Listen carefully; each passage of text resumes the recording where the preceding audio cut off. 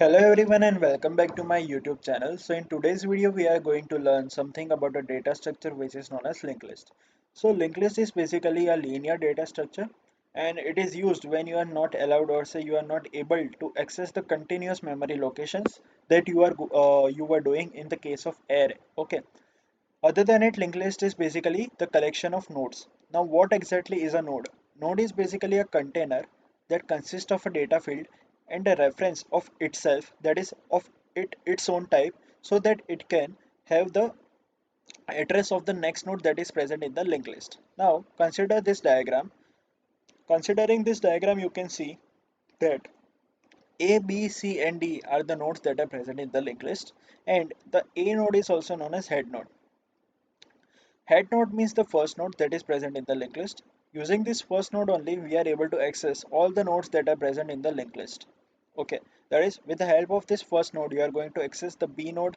With the help of this B node, you are going to access C node. So indirectly, you need the access to the first node. Okay, so this is what the linked list is all about.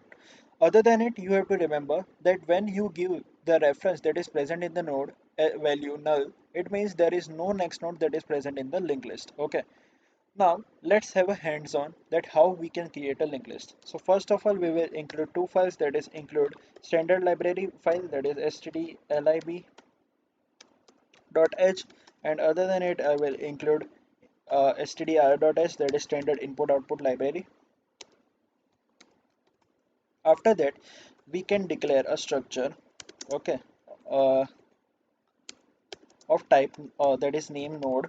After that, we are going to declare a variable whose name would be data and its type would be integer, data type would be integer, and we are going to declare a reference having the type of node itself. So struct node and reference would be named as next, because we are going to use this particular reference to point towards the next node that is going to be present in the linked list. Okay, now I will create a reference whose name would be first, and this particular first reference would be the first node that would be present in the linked list. For now, I have initialized this particular first reference, that is the first reference is data and the address stored in it to null. Okay.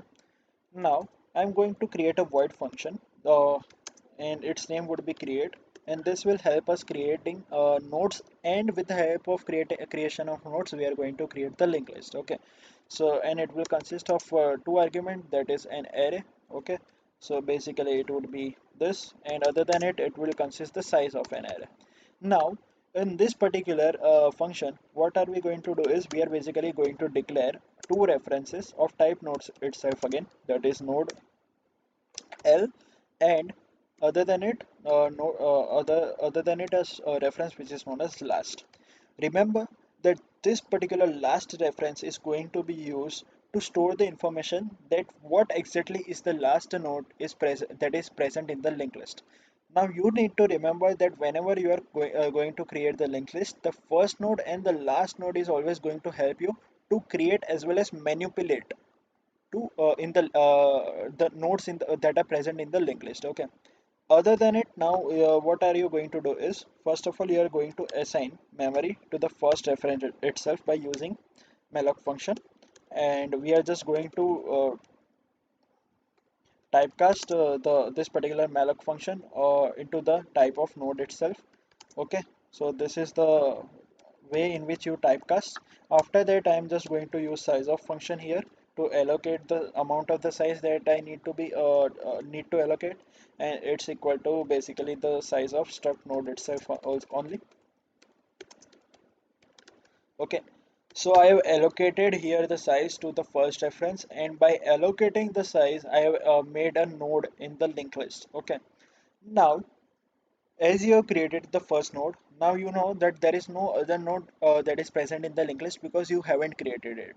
Okay, so you need to remember that we have given the size to this first reference, but yet we don't have any other node that is present in the linked list. So basically, there is no other node present. So initially, we are just going to say that the last value of this first is going to store that next value of this first is going to store null.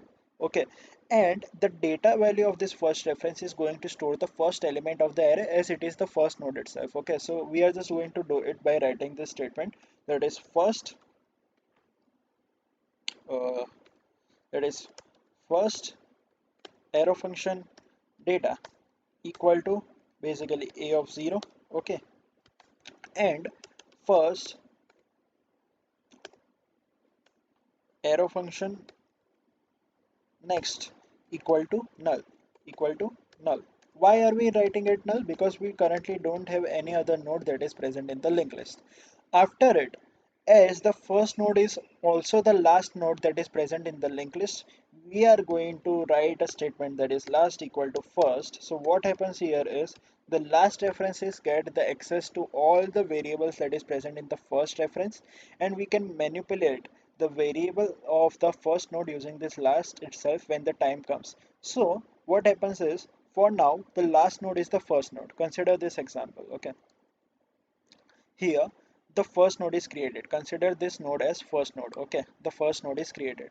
Now after we create the first node, what happens is, for now we don't have any other node that is present in the linked list, but we have already allocated the data as a of 0, but the reference of this node has value equal to null. The first node here is the last node also. Why do we need to track the information of last node? The last node that is present in the array needs to be last until and unless there is no other node present in it. For now the first node is last node itself, but when we create a new node, okay, then this particular last is not going to be last. It is going the new node that is going to be created is the last node that is present in it. So what we need to do is we need to change the reference again, and we need to give the value last equal to the new node created. But before that, the last node that is there needs to be pointed, that is the reference that is present in the last node needs to be pointed to the new node. That is, we need to store the address of the new node that is going to be created in the reference. But for now, as it is null, we need this particular statement. That is, as we have given a statement that last equal to first, the last reference has the access to all the elements that are present in the first. So when you are going to manipulate using last, that is considered that you are giving a last dot next, or say last arrow next equal to something equal to name of new node, then it is just going to store the address of the next node. Okay, how are we going to do that? Let's have a look. So first of all, I will just use a for loop. Okay, remove this. After that, I'm just going to use a for loop. Okay, so for int I equal to equal to 1, I is less than n, and I plus plus. So what are we doing here is basically we are going to iterate through the array, and as we have already stored the data, that is a of 0 in the first node itself, I have just begun the loop with 1 because we need to store the data from index 1 now. We are going to create multiple nodes using this for function, so we are just going to allocate the size to it. So I am just going to typecast it, so it is basically struct node star, and after that we are going to use malloc function, and in that malloc function I am going to write size of, and again I need to assign the size similar to the struct node itself. Okay, so here I have allocated the memory. As I have allocated the memory for iteration 1, this particular node is the next node that is created. Now as we have in this statement assigned that this particular first node's next reference has no value, that is null for now, as there was no node, but after the execution of this statement there is a node that is present. So first of all, what are we going to do is, first of all we are going to save the data, that is t's reference data variable. We are going to give that data variable a data from array. Okay, after that what are we going to do, that t reference, okay, that is the t node. Okay, the t node is basically the next node for the first node, but for t there is no next node present. Okay, so what are we going to do is, let's have a look here. That is, first of all we are just going to assign t arrow, okay, data equal to a that is a of I. Okay, but for t there is no next uh, for t there is no next node present for now. Why? I will just show you the figure once again. You can have a look. Consider that this was the first node, okay, and now this is the node t. For first node, t is the second node that is present, so reference of the first node need to store the value of t. But as t is the new node and after that there is no node that is yet created, the new node's reference would be storing value null. So we are just going to store the value null. But now what happens is the first node has a next node that is present in the linked list. So I need to store the value in the reference of the first node having the address of next node that is t here. Okay. So as the next node is t for the first node, I am just going to store the address of t using this particular statement. Last arrow next. Last arrow next equal to t. Okay. So what happens here is, as I have said that last by giving this statement last equal to first, we are giving the access to last reference to make the changes in the first reference itself. Okay, and all the values of first are copied in it. So when you write the statement that is last arrow next equal to t, so it will just what it will do, it's equal to first, that is it will make the changes in the first node itself.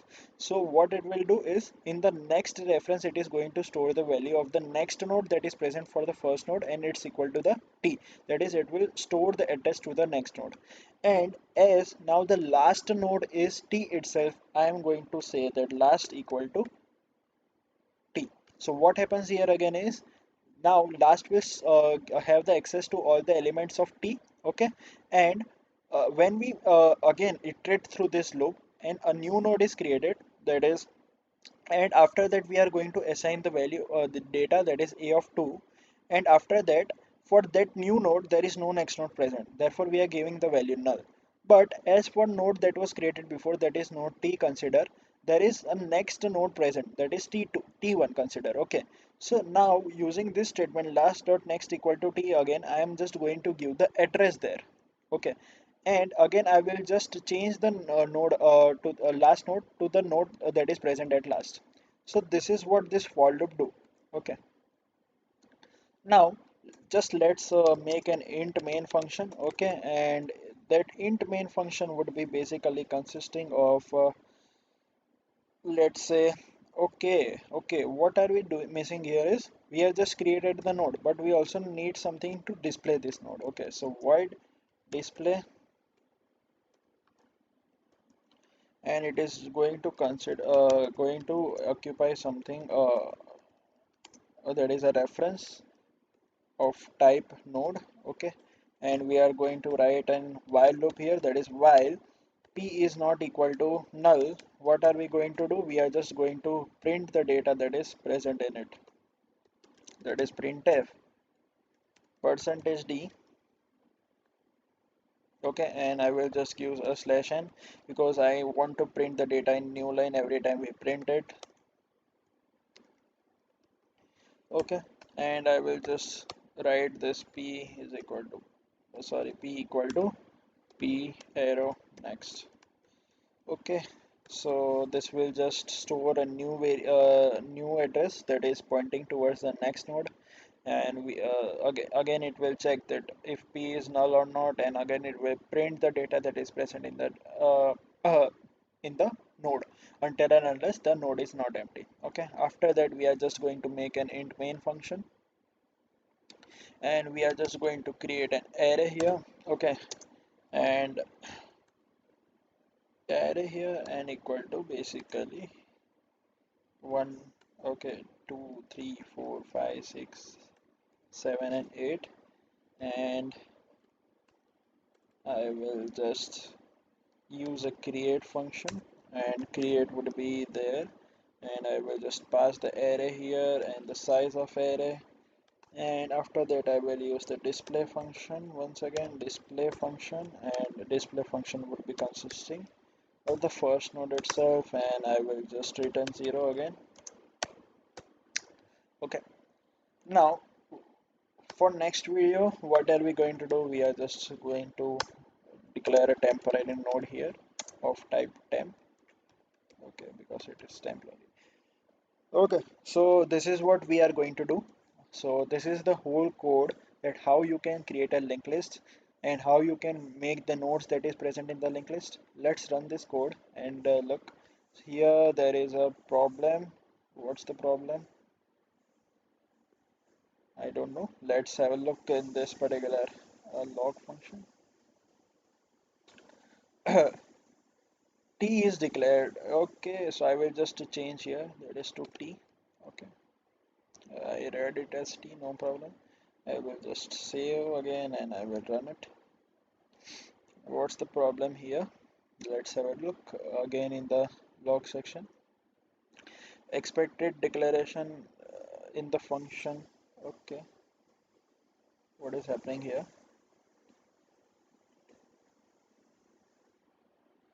Okay, there is some problem. Okay, so in the function that is create, it's expecting the end of declaration.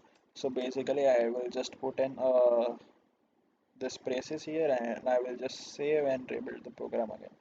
So you can see that it is printing 1278467 So it is basically printing some addresses here. Okay, what we need is basically what the value is stored in it. Okay, so how can we do that? What's the mistake that we have done? Okay, we are just printing p.next, so it is basically showing the address. But once you write here p/data, then it will show the data that is stored in the node. Okay, so I will just close this console once again. So after closing the console, let me just close this console. I will run this program again. Okay, and now you can see that each and every element that is present